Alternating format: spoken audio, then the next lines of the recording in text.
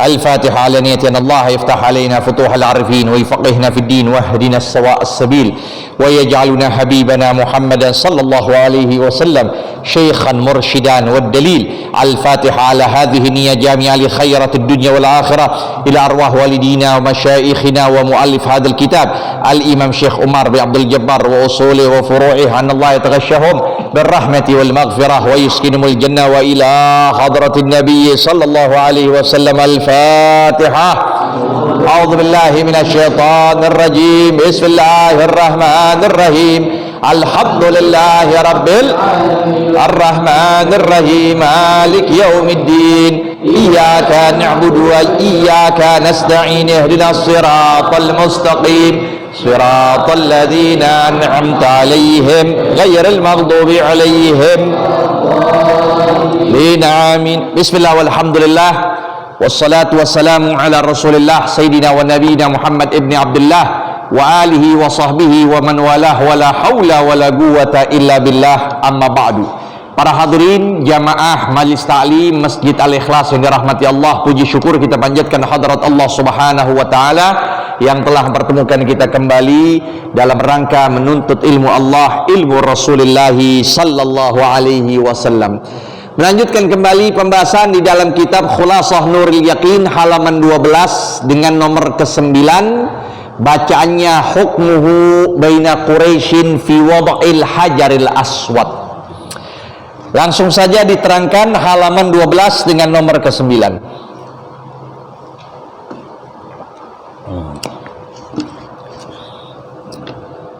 Hukmuhu baina Quraisyin fi wada'il hajaril aswad. Keputusan baginda Nabi besar Muhammad sallallahu alaihi wasallam di hadapan kaum Quraisy ketika meletakkan hajar aswad. Ya, hajar aswad ketika terlepas dari tempatnya lantaran renovasi yang terjadi ketika itu.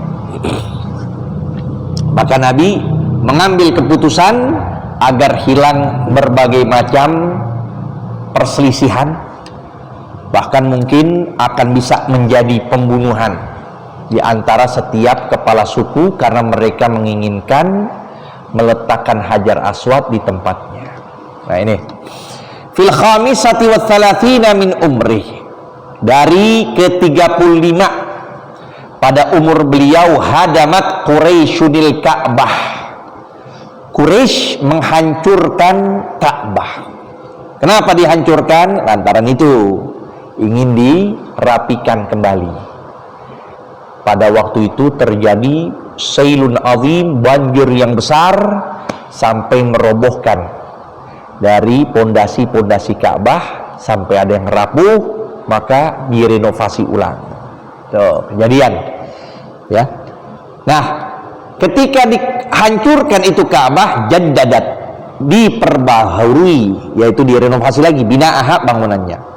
Wa qad ishtaraka ma'ahum sallallahu alaihi wasallam fi bina'iha, dan sungguh berikut serta bersama mereka Nabi besar Muhammad sallallahu alaihi wasallam fi bina'iha, di dalam pembangunannya. Dibangun lagi, Nabi ikut serta. Maka di sini sangat penting kita ikut serta dalam kegiatan masyarakat. Apakah itu kerja bakti, ya kan? Apakah itu kita membantu dari mungkin bagian konsumsinya, pokoknya ikut serta. Jangan kita sendirian. Kita bukan Ka'bah. Apa Ka'bah? Didatengin, betul kan? Ka'bah didatengin ya? Kita bukan. Nah, ikut serta, arahkan, rangkul, begitu. Mereka yang nongkrong, yang duduk, yang nggak tahu masih agama, rangkul. Ketika acara kegiatan apapun yang bersifat itu kemasyarakatan, ikut serta. Ada acara 17 Agustus, ikut serta. Nanti kita arahin agar di situ nggak ada minum khamr, nggak ada judi, nggak ada dangdutan. Itu terpenting. Kalau kita diam, akhirnya yang terjadi begitu. Lihat Nabi SAW ikut serta bersama masyarakat kaum Quraisy ketika itu. Wa kana yahmilul hijarah, langsung terjun beliau membawa batu-batuan. Nabi yang membawa batu-batuan. Ma'asyarafi Quraisy, bersama pemuka-pemuka kaum Quraisy.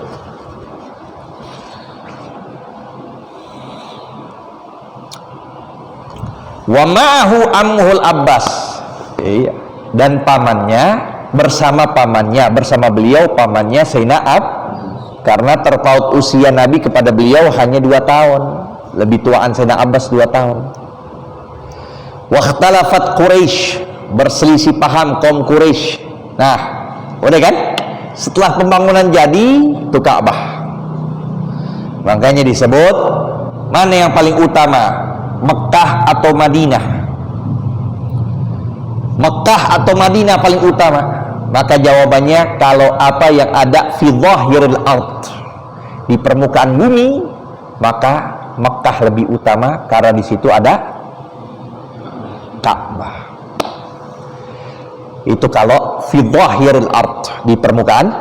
Tapi kalau fi batinil ard, di perut bumi, maka tidak ada yang melebihi Madinah. Jangankan Mekah, langit, 7 lapis langit, Arsyur Rahman, kolam, Lauh Mahfud dan sebagainya, itu seluruhnya di bawah Madinah. Lantaran di dalam perut tersebutlah dikebumikan jasad baginda Nabi besar Muhammad. Tuh, maka apa? Lebih mulia. Anak muda bengong aja nih, nggak ada yang nyatet. Kalau santri sono disabetin udah. Jiping doang, masuk kuping kanan, balik aja udah. Iya. Enggak lah, apa? Banyak makan sate sih jadi begini. Ya. Thumma tafaqu ala an yakuna al-hakam awal dakhil minal masjid. Nah, ketika perselisihan, ini udah jadi nih Ka'bah.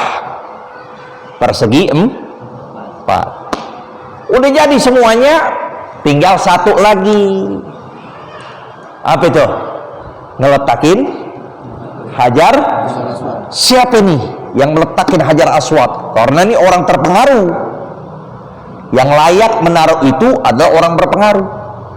Dan seluruhnya mereka itu berdakwah menyatakan kami berpengaruh. Setiap suku kepalanya berpengaruh. Setiap suku kepalanya semuanya. Akhirnya mereka bersepakat awal siapa itu? Ittafaqu ala an yakunal hakam, yaitu yang memberikan keputusan awal dakhil minal masjid, orang yang pertama kali masuk dari masjid. Nah, udah kita tunggu siapa yang masuk tuh dari masjid. Kita tunggu di sini. Siapa yang pertama kali masuk masjid?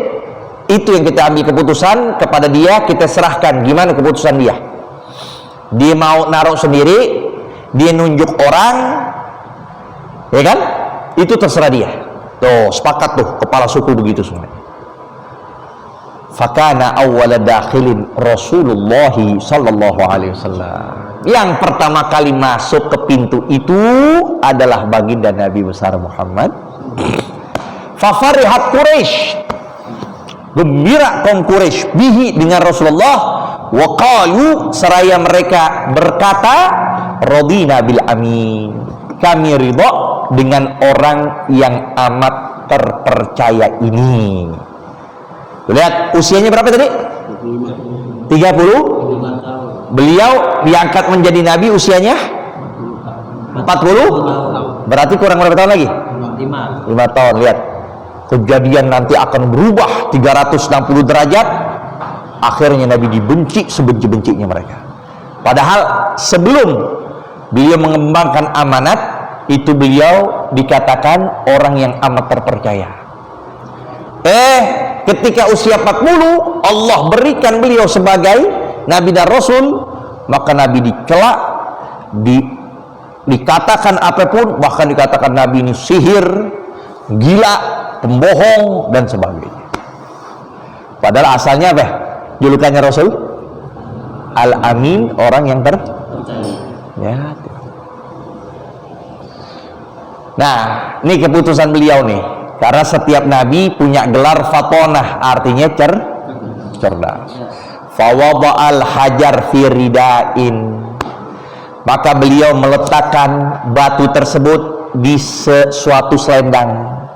Rida, selendangnya dibuka, dibentangkan, maka Nabi meletakkan di tengah-tengahnya itu hajar wa talaba min kulli rais, dan Nabi meminta dari setiap kepala suku an yumsika bitarafin minar rida, bahwa memegang setiap kepala suku ujung dari apa? Dari selendang itu. Itu selendang, tengah-tengahnya apa? Batu. Setiap kepala suku pegang tuh selendang ujungnya. Tuh, lihat. Summa amarahum biraf'ihi, kemudian Nabi memerintahkan mereka untuk mengangkat selendang itu, berarti batu dari tengah. Dibawalah sampai sampai tempat sampai tempat yang awal. Falamma wasalu bihi ila maudi'ihi, maka tak kala mereka sampai dengan selendang itu ke tempat awalnya, akhadahu rasul biyadihi, Nabi langsung yang mengambilnya. Tuh, lihat. Coba kalau satu ditunjuk sama Rasul, ya pasti mereka punya dan bisa dendam. Wa wada'ahu biyadihi syarifah, maka Nabi langsung meletakkan batu tersebut dengan tangan yang mulia ke tempat semula ditaruh. Fazal al-khilafu bihukmi. Oh, udah langsung hilang semua perselisihan. Yang asalnya udah siap-siap nih dengan senjata, udah siap-siap dengan perang, langsung reda dengan keputusannya. Wa ta'ajjab Quraisyun, dan ta'ajjabat, merasa kagum kaum Quraisy min quwwati fikrihi, dari ketajaman pemikiran beliau. Lihat, dalam keadaan genting begitu, ya kan? Dalam keadaan genting begitu, beliau bisa tuh mengambil keputusan yang merasa puas dari segala penjuru yang diinginkan seluruh suku. Diinginkan seluruh suku, puas mereka. Itulah sifat fatwa cerdas. Tapi bukan berarti, ya, makanya beliau ummi. Beliau ini tidak membaca, bukan menafikan kecerdasan.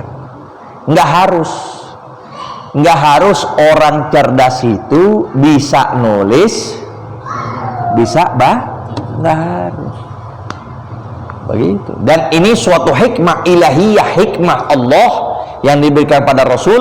Kalau seandainya Nabi bisa nulis, Nabi bisa baca, nah maka akan dipertanyakan Al-Quran.